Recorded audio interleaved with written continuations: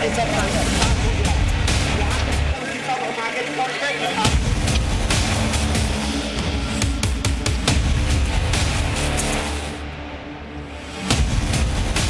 DSP से डरा मुख्तार,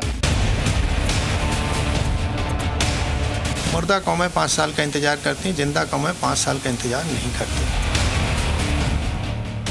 मुख्तार के गुनाहों की चार्जशीट। लाइट मशीन गन हर हालत में वो चाहिए था उसको, रात में रिकवर कर लिया। अब मुख्तार फंस गए। एक अपराधी के डॉन बनने की ग्राउंड रिपोर्ट।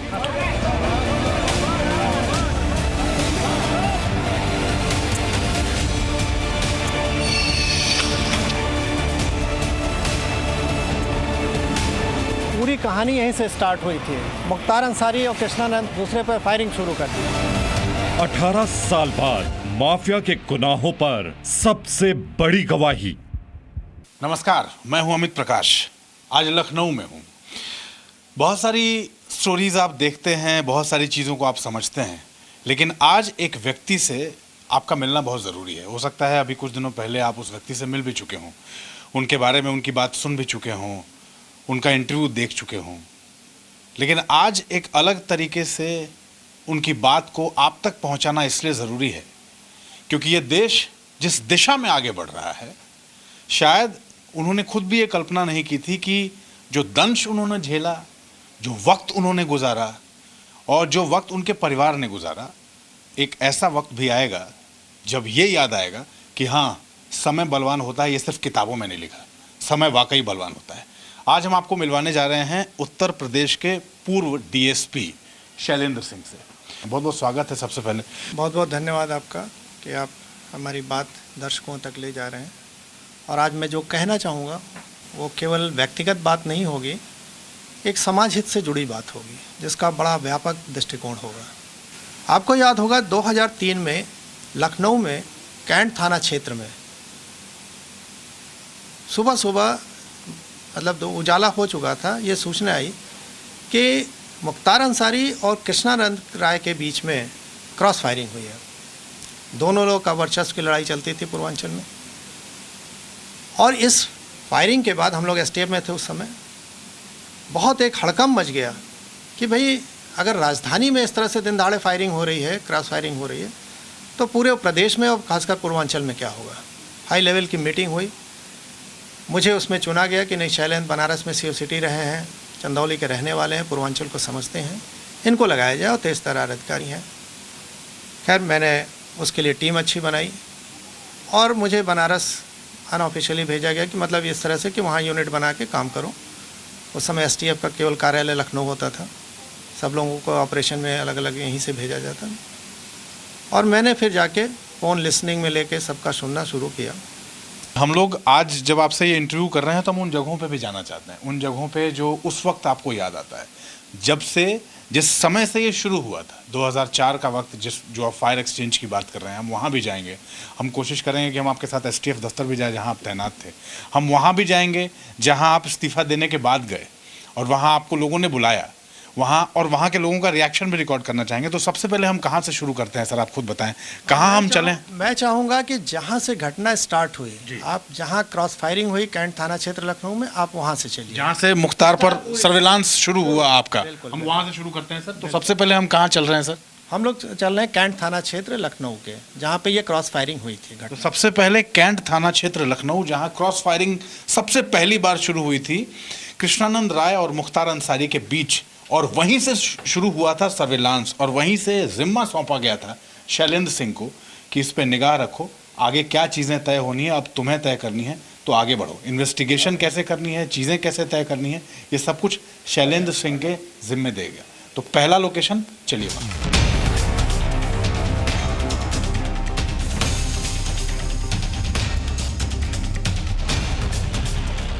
तो यूपी पुलिस के पूर्व डीएसपी शैलेंद्र सिंह के साथ पहली लोकेशन कैंट थाना क्षेत्र लखनऊ। हम यहाँ क्यों आए हैं, क्या जानने आए हैं, कौन सी ऐसी चीज़ थी जिसके बाद से सब कुछ शुरू हुआ, मुख्तार पर सर्विलांस शुरू हुई। सर, हम इस लोकेशन पे आए हैं।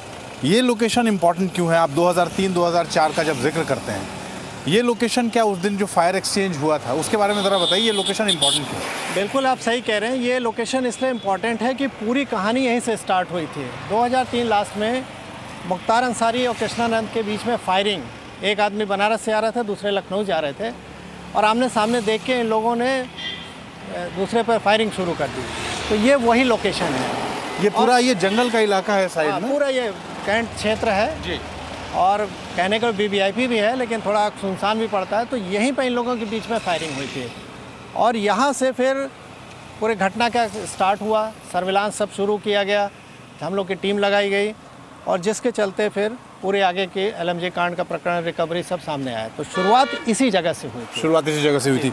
सर आप जो बता रहे थे ये लोकेशन जो उस वक्त 2003-2004 में जो सड़क थी, क्योंकि हम यहाँ देख रहे हैं एक माइलस्टोन भी है, वाराणसी 270 किलोमीटर, यानी कि एक उसमें से बनारस से आ रहा था और एक लखनऊ से उस तरफ जा रहा था। उसमें से कौन बनारस से कौन आ रहा था उससे? अब मुझे वो याद आ रहा है कि उस समय बनारस से शायद मुख्तार आ रहा था, लखनऊ से कृष्णा जा रहा था। उन दोनों को पता था कि वो दोनों इसी रास्ते?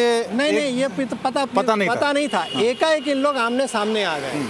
तो आमने सामने आते ही सुबह का समय था, उजाला हो रहा था, तो इन लोगों को लगा जैसे कि कोई चेस कर रहा है, तो घबरा गए एक दूसरे से, तो एक दूसरे पर फायरिंग इन लोग करने लगे।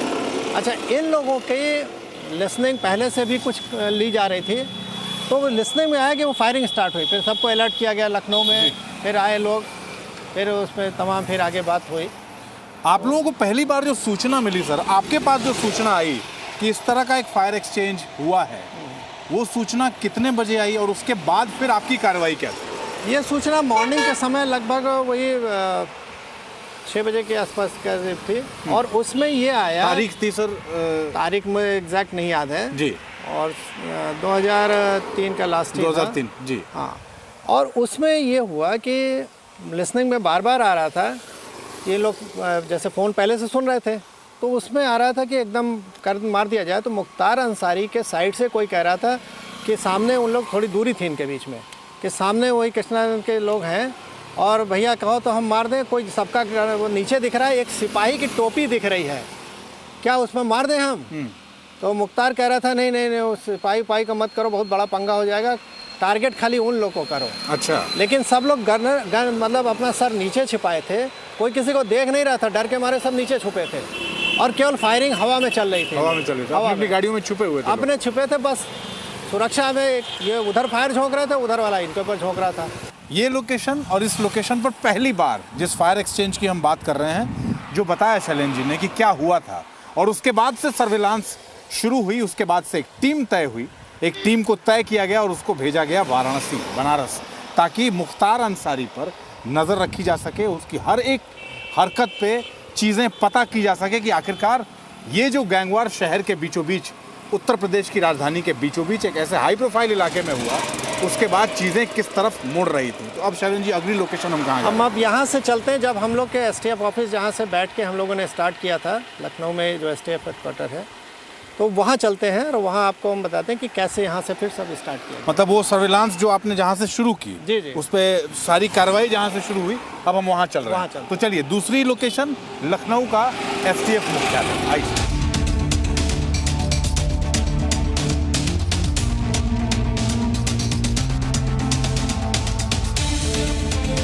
तो अब हमारा दूसरा पड़ाव लखनऊ का STF headquarters, special task force मुख्यालय, जहां तैनात रहे, एसटीएफ में तैनात रहे, और एसटीएफ में तैनाती के दौरान ही वाराणसी भेजा गया शैलेंद्र सिंह को मुख्तार अंसारी की सर्विलांस के लिए कि चीज़ें क्या चल रही हैं। कितने दिन हो गए?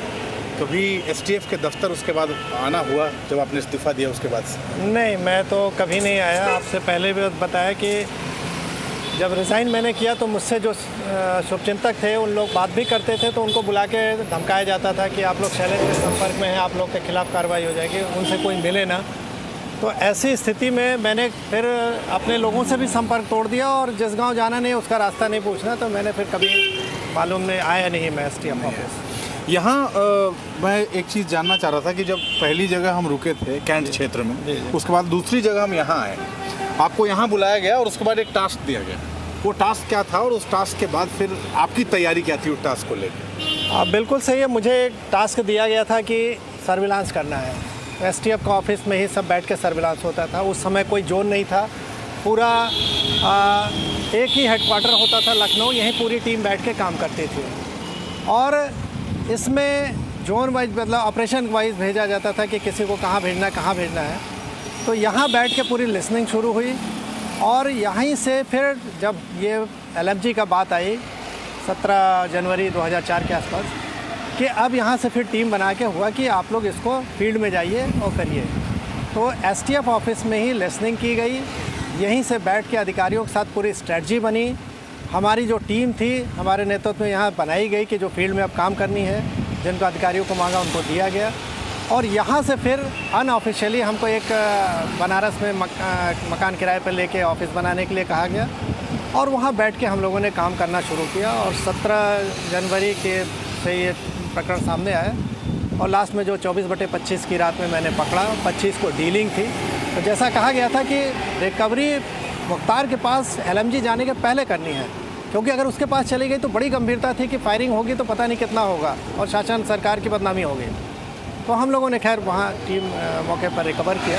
तो पूरी स्ट्रेटजी मॉनिटरिंग सब, एक टीम हमारी फील्ड में थी और एक टीम जो लिसनिंग कर रही थी तमाम, वो हमारी यहीं पे बैठ के लिसनिंग कर रही थी एसटीएफ कार्यालय पे, हेडक्वार्टर। जो फ़ोन रिकॉर्ड था सर, उसको अगर बताना चाहें, आपकी जो बातचीत हुई थी एलएमजी को लेके, कैसे इस्टेब्लिश हुआ कि वो एलएमजी मुख्तार अंसारी खरीदने वाला है, ये डील उसके साथ हुई है?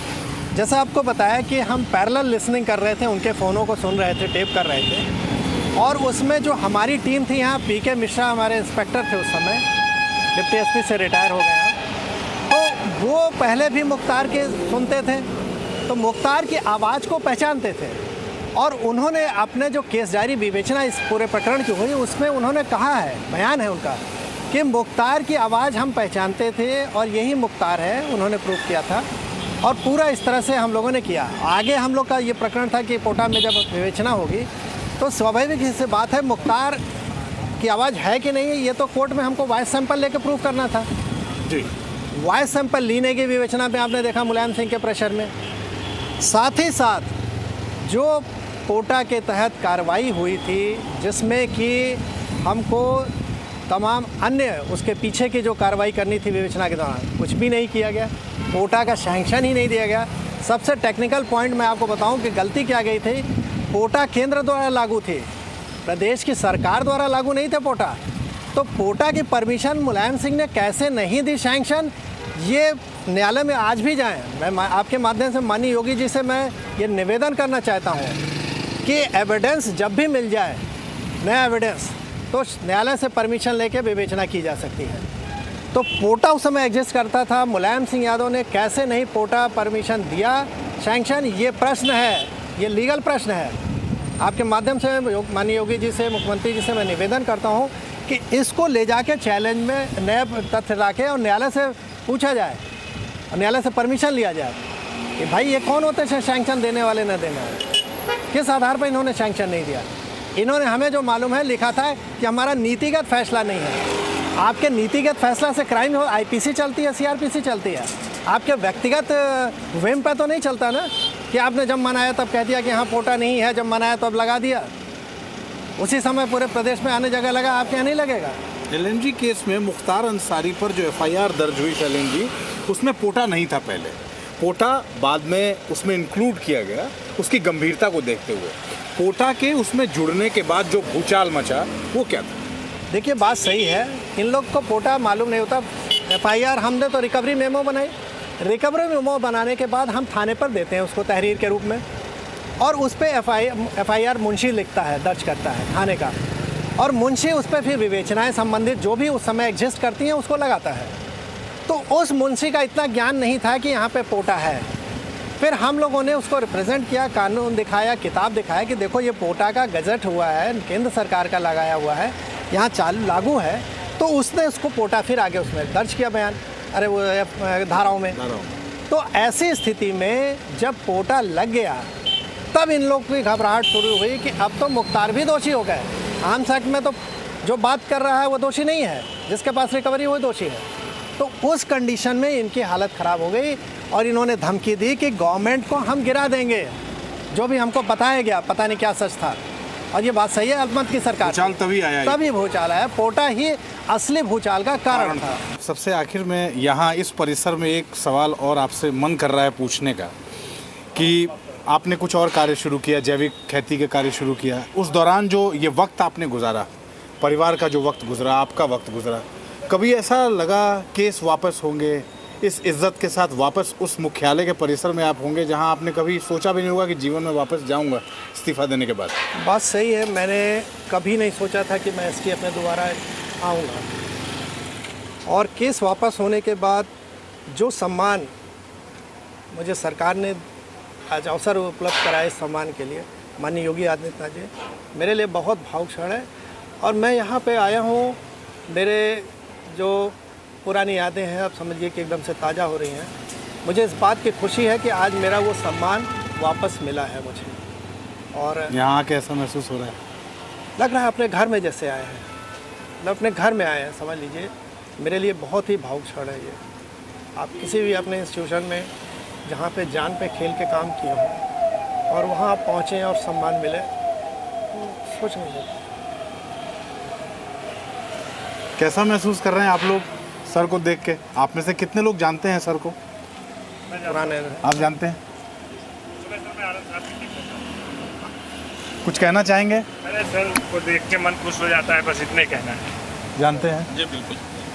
तो जब जो पहले लोग नहीं जानते हैं वो लोग नाम सुने हैं सर। नाम सर का सुने? नाम सुने हैं कि सर ने जो कर गया वो सर एसटीएफ के लिए एक बहुत बड़ी चीज़ थी।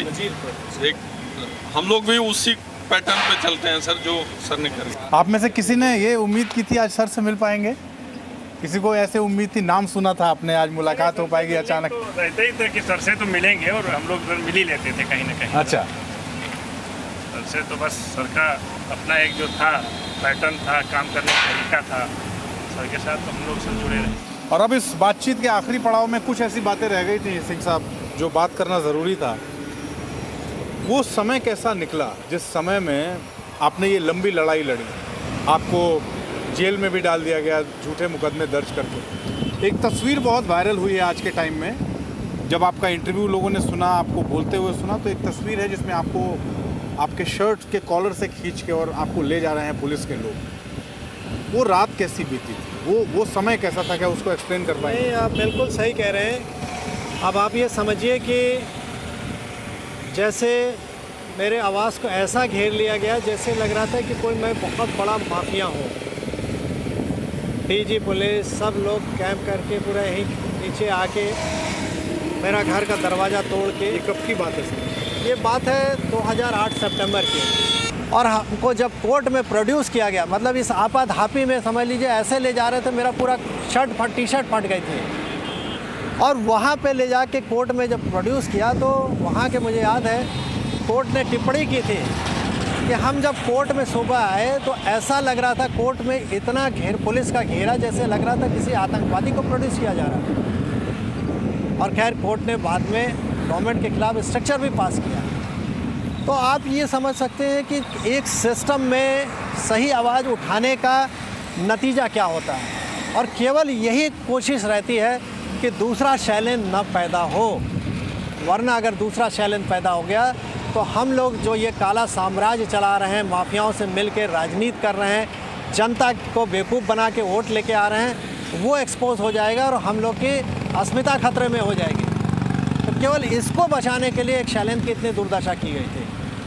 मैं तो ऊपर वाले का शुक्रिया करूंगा, आज आप लोग से बात कर रहा हूं। मेरा परिवार सुरक्षित है। परिवार के ऊपर अटैक भी हुआ मेरे, उसका भी मैंने FIR दर्ज किया है। मुख्तार अंसारी के नाम से लोग कांपते थे, आज वो मुख्तार अंसारी घुटने के बल आ गया। मैंने देखा आप ही के चैनल पे कि रात में वो सो नहीं पाया और सुबह 4 बजे तक उसकी नींद नहीं आई, और जो व्हील चेयर पर बैठने का ड्रामा कर रहा था वो पूरे वहाँ बताया गया कि अंदर जेल में घूम रहा था, उसको सफोकेशन फील हो रहा था। तो ये दिन देख के मुझे संतोष हो रहा है कि जो अपराध और माफिया का गठजोड़ था वो लग रहा टूटते हुए नज़र आ रहा है माननीय योगी जी और मोदी जी के नेतृत्व में। सत्य परेशान हो सकता है, पराजित नहीं। ये पूरा इंटरव्यू जब मैं सुन रहा था तो मुझे लगा कि ऐसा सिर्फ फिल्मों में होता है, ऐसा सिर्फ फिल्मों में दिखाते हैं कि इज्जत वापस आ जाती है, वो सम्मान वापस आ जाता है, लेकिन हकीकत में भी ऐसा होता है। धैर्य रखने की ज़रूरत है, अपना संयम बरतने की ज़रूरत है और अपने सत्य पर टिके रहने की ज़रूरत है। तो न्याय उस वक्त भले ना हुआ हो, आज न्याय हुआ है और आगे भी, आगे का वक्त जो भी होगा, एक बात हम सबको याद रखनी चाहिए कि न्याय में देरी हो सकती है लेकिन न्याय होगा ज़रूर। अमित प्रकाश, जी मीडिया, लखनऊ से।